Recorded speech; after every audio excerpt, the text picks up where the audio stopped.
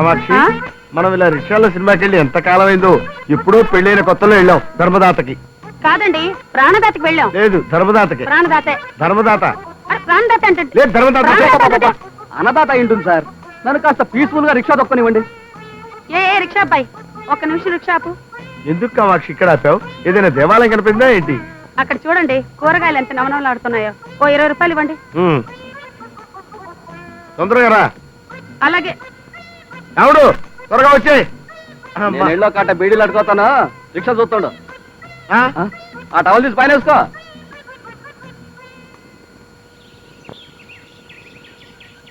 వస్తావా అలంకార టాకీస్ కి?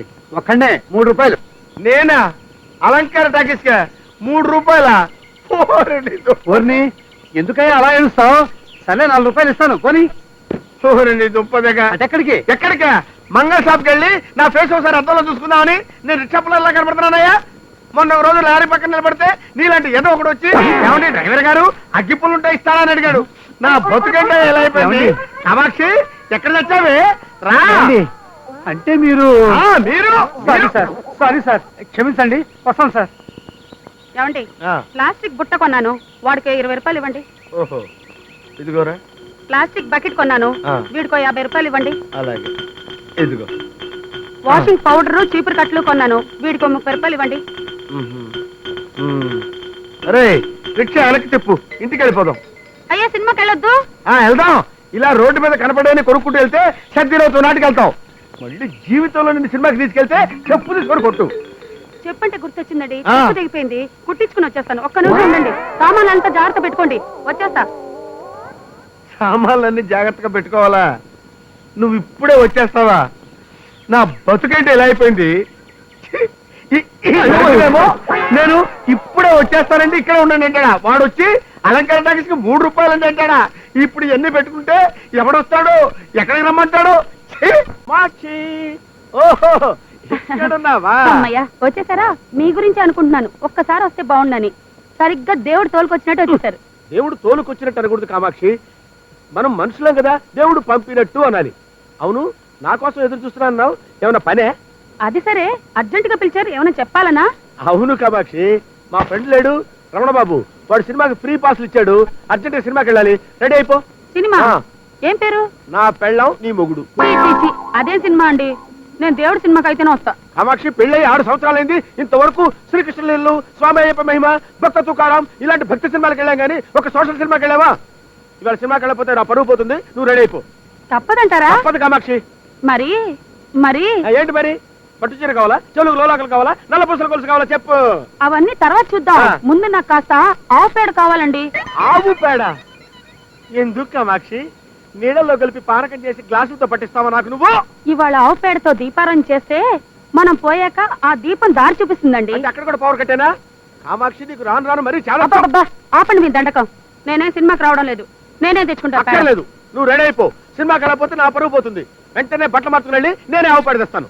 ఏమండి, పేడ కింద పడింది తీసుకురాకండి, పడుతుండగా పట్టుకురండి. వెయ్యి వెయ్యి వెయ్యి ఒకటి వెయ్యి, డైరెక్ట్ బుట్టలు వెయ్యి. వెయ్యి వెయ్యమ్మా, వెయ్యమ్మా. అమ్మా అమ్మా. ఏమిటి గురునాథం గారు తట్టచ్చుకునేంటి వెయిటింగ్?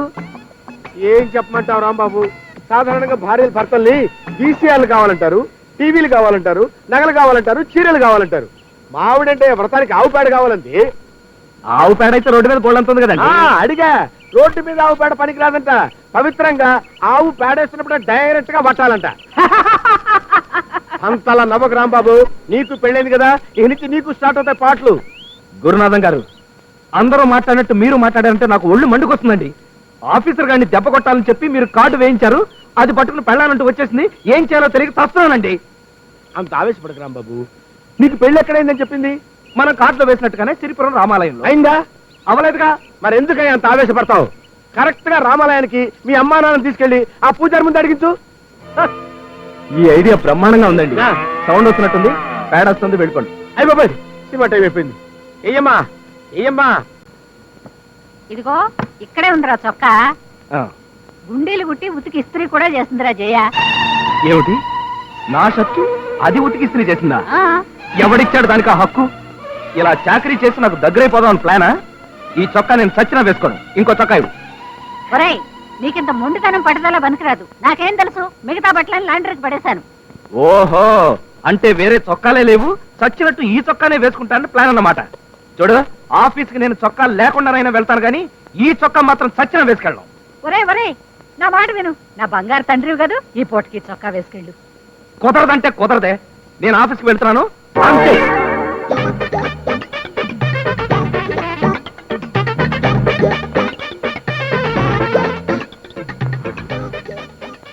సావిత్రి, ఏమే వాడు చొక్కా లేకుండా చేతిలో ఫైల్ పుచ్చుకెళ్తున్నాడు.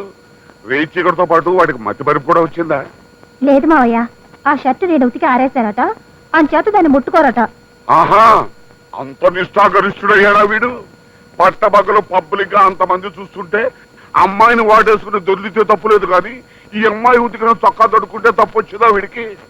ఏమే, సాయంకాలం బజార్ వెళ్ళి 5 నిమ్మకాయలు తీసుకొచ్చి ఈ వ్యధ తలకు బద్దం చేయొచ్చు. అప్పుడు కానీ తలకు పెట్టిన తెక్కంత అవుతాను.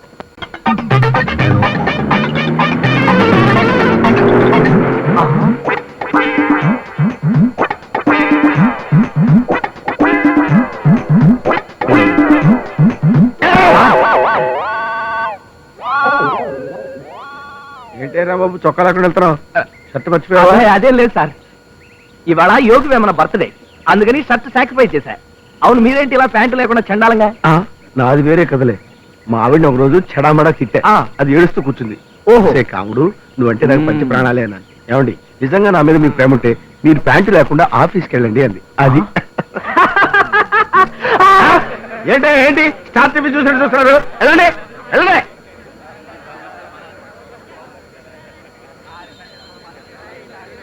చూడు రాంబాబు, నీకు షర్ట్ కావాలి, నాకు ప్యాంటు కావాలి. కాబట్టి ఓ పని చేద్దాం.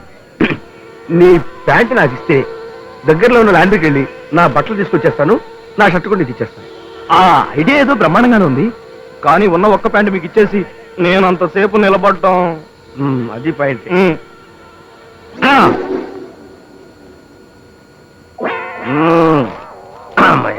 మీ సైజు నా సైజు వేరు కదా.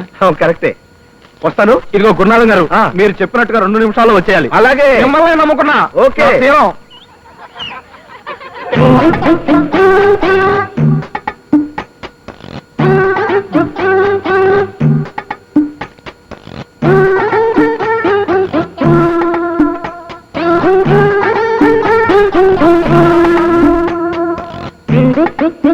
ఎంసెట్ కుంభకోణంలో అరెస్టులు, ప్రతి వాడికి కూడు గుడ్డ కల్పిస్తామని మంత్రి గారి హామీ. ఏమయ్యా, నా పేపర్ చదివిస్తానని చెప్పి కొట్టేస్తావా? నా పేపర్ నాకు ఇస్తావా? లాక్కోమంటావా? ఎక్కడో చూసిన మొహంలో ఉంది.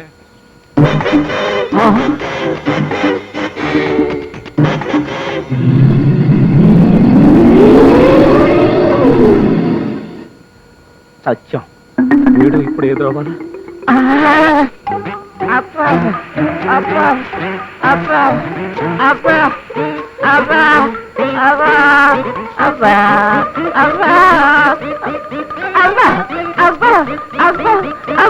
సుమా రాంబాబులో ఉన్నాడే, కజిన్ బ్రదర్స్ ఏమో. పాపం బట్టలకు కూడా లేకుండా ఇబ్బంది పడుతున్నట్టుంది.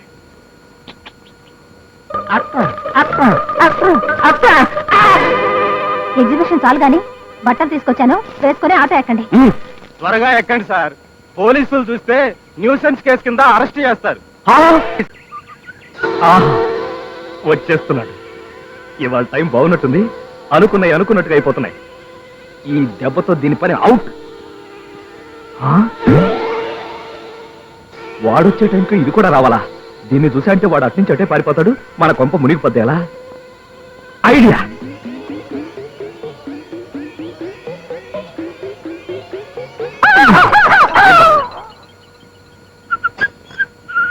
Post.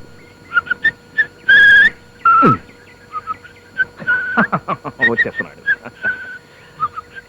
Good morning. Good morning. ఉత్తరం ఇవ్వకుండా వెళ్ళిపోతావేంటయా? అందులో నాకు ఉత్తరం ఉండాలి, ఇంట్లో ఇచ్చి వెళ్ళు. ఉత్తరాలు లేవు.